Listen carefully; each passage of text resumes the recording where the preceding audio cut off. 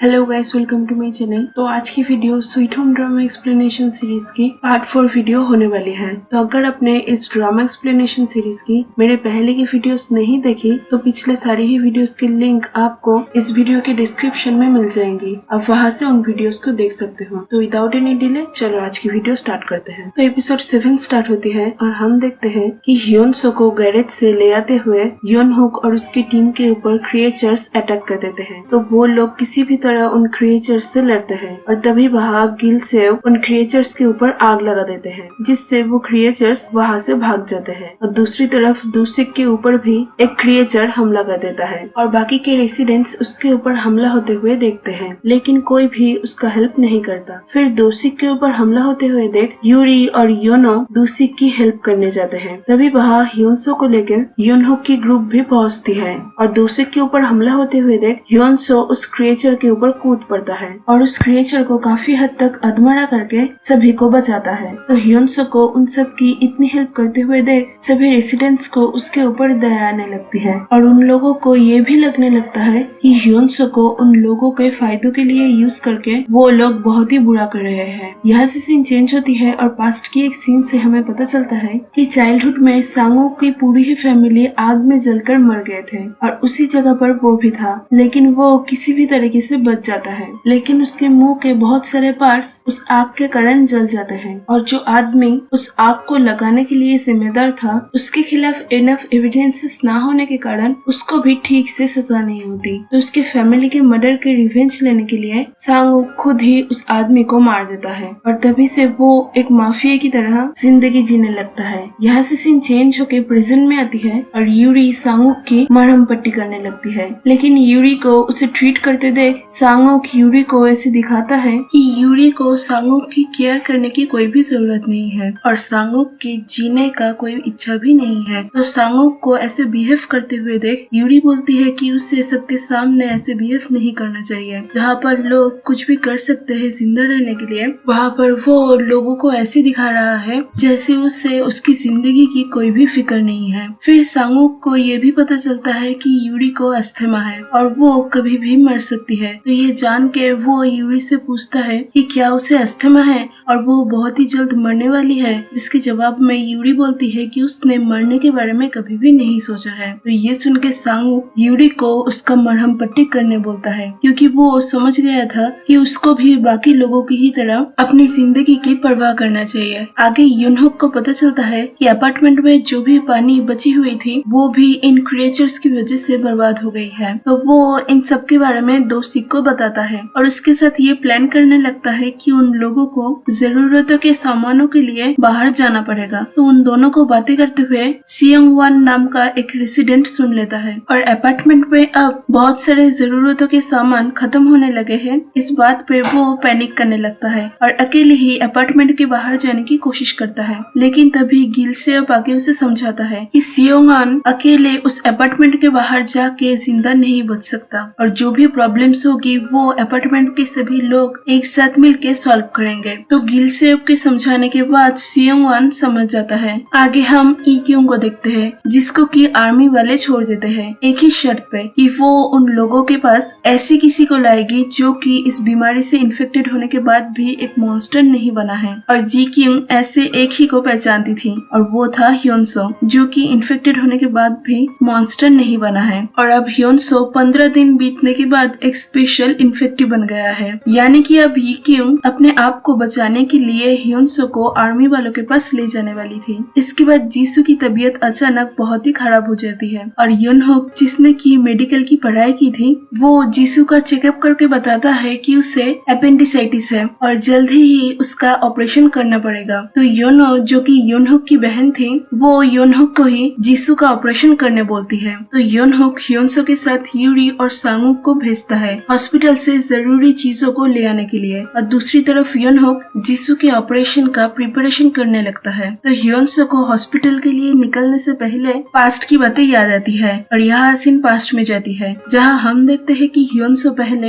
Introvert किस्म का लड़का बिल्कुल ही नहीं था और वो लोगों की बहुत ही हेल्प भी करता था। तो ऐसे ही एक दिन वो उसके स्कूल में आई हुई नई स्टूडेंट को हेल्प करता है, जिसके बाद वो नया स्टूडेंट अचानक से उसको बहुत ही बुली करने लगता है और रोज रोज रोज उसे मारने लगता है। तो एक दिन वो लड़का ह्यूनसो को ये भी धमकी देता है कि वो उसके पापा, जो कि उस लड़के के पापा के कंपनी में काम करते थे, उनको नौकरी से निकाल देगा। तो ये सुन के ह्यूनसो बहुत ही गुस्सा हो जाता है और उस लड़के को मारने लगता है। तभी वो लड़का उसे बताता है कि ह्यूनसो ने जिस दिन उसका हेल्प किया था उस दिन आसमान बहुत ही साफ थी और इसीलिए उसे ह्यूनसो के ऊपर गुस्सा आ गया था। यानी कि वो लड़का बिल्कुल ही साइको था और बिना कोई वजह ह्यूनसो को बुली कर रहा था। इसके बाद ह्यूनसो ने मारपीट किया है ये जान के उसके पापा उसके स्कूल में जाते हैं और सभी से माफी मांगते हैं ह्यूनसो ने जो भी किया इसके लिए, जिससे ह्यूनसो उसके पापा के ऊपर बहुत ही गुस्सा हो जाता है क्योंकि उसने कुछ भी गलत नहीं किया था, लेकिन उसके बाद भी उसे माफी मांगना पड़ा था। और उसकी माँ भी उसके पापा के डिसीजन को ही सपोर्ट करती है, जिससे वो उसके माँ के ऊपर भी बहुत ही गुस्सा हो जाता है। इसके बाद वो अपनी बहन की उसके फ्रेंड्स के साथ बातें करते हुए सुन लेता है, जहाँ पर उसकी बहन बोल रही थी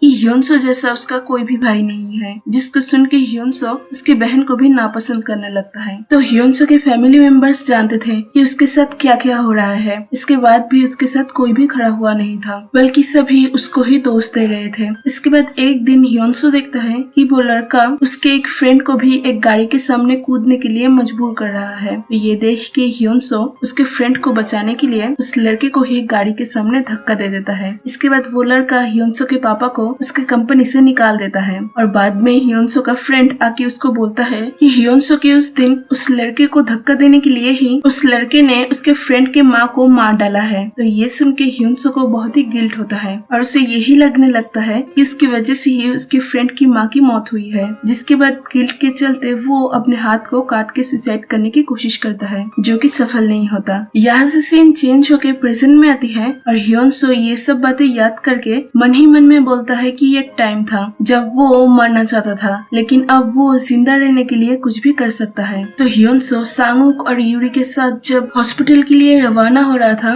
तभी एक बहुत ही बड़ा मॉन्स्टर आके उनके गाड़ी के ऊपर हमला करके उस गाड़ी को उखाड़ फेंकता है। तभी गिल्सेप आके उस मॉन्स्टर को कैसे भी रोकने की कोशिश करता है, लेकिन कामयाब नहीं होता। तभी वहाँ इक्यूंग उसके फायर ट्रक को वहाँ ले आके उस मॉन्स्टर को एक गड्ढे में कैसे भी करके गिरा देती है और उन सब की जान बचाती है। तो इक्यूंग के फायर ट्रक में उसने अपार्टमेंट के रेसिडेंट्स के लिए पानी भी ले आई थी, जिससे रेसिडेंट्स की पानी की समस्या खत्म हो जाती है। और उसके साथ एक इनहेलर भी था, जिससे यूरी को एक इनहेलर मिल जाती है। और दूसरी तरफ योनहुक उन लोगों के पास जो भी सामान मौजूद थे उनसे ही जीसू का ऑपरेशन करता है, बट ऑपरेशन खत्म होने के बाद ही जीसू बेहोश हो जाती है, जिससे जीहुन को ये डर लगने लगता है कि कहीं जीसू को कुछ हो न जाए। आगे इक्यूंग ह्यूनसो से मिलके उससे पूछने लगती है कि इस बीमारी से इन्फेक्टेड होने के बाद उसके साथ क्या क्या हुआ है, जिसको सुन के ह्यूनसो इक्यूंग से पूछता है कि क्यों वो उससे ऐसे सवाल कर रही है। तो इक्यूंग ह्यूनसो को बताती है कि गवर्नमेंट ने बहुत सारे ऐसे लोग जो कि इन्फेक्टेड होने के बाद भी मॉन्स्टर्स नहीं बने हैं, उन लोगों के ऊपर रिसर्च किया है इस बीमारी का सॉल्यूशन निकालने के लिए। ये बोल के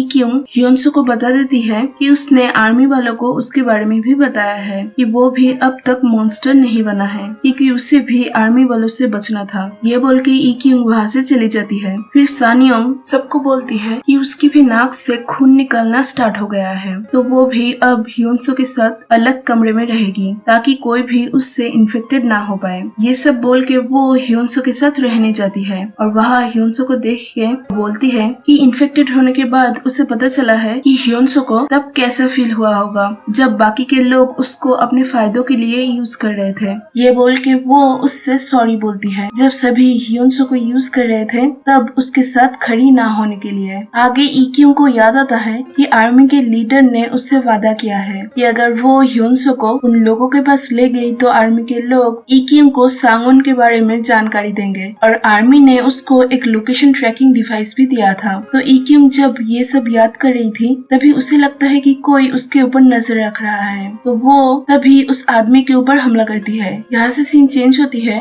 और योनो ह्यूनसो के साथ बातें करनी आती है और वो उसको बताती है कि उसके पैरों के दर्द की वजह से उसने बैलेट करना छोड़ दिया है। तो वो दोनों जब बातें कर रहे थे तभी वहाँ योनहुक आ जाता है और उसको देख के योनो वहाँ से चली जाती है। फिर जीसू को होश आ जाती है, जिसको देख के जेहुन बहुत ही खुश हो जाता है। इसके बाद हम देखते हैं कि जिस आदमी को इक्यूंग ने पिछले रात पकड़ा था वो एक सोल्जर था और वो भाग के वहाँ पे आया हुआ था। तो तो ई किम उस सोल्जर से ये जानकारी लेने की कोशिश करती है कि वो सोल्जर वहाँ क्यों आया है। तो ई किम जब बातें कर रही थी तभी उस सोल्जर की वॉकी टॉकी से कोई आदमी उस सोल्जर को जल्दी ही उन लोगों के पास आने बोलता है और उस आदमी की बातें सुन के ई किम को लगता है कि शायद वो आदमी उस सोल्जर को ढूंढते हुए उस अपार्टमेंट में भी आ सकता है, इसीलिए ताकि किसी को भी ये न पता चले कि उस अपार्टमेंट में अभी भी लोग रह रहे हैं, इसीलिए ई किम योनहुक को अपार्टमेंट के बाहर हेल्प के लिए लगाई हुई SOS बैनर को हटा देने बोलती है। तो ह्योनसो और सांगुक वो SOS बैनर खोलने जाते हैं और इस बैनर को खोल के जब वो दोनों नीचे जाने लगते हैं तभी वो देखते हैं कि वो सिक्योरिटी गार्ड जो कि मॉन्स्टर बन चुका था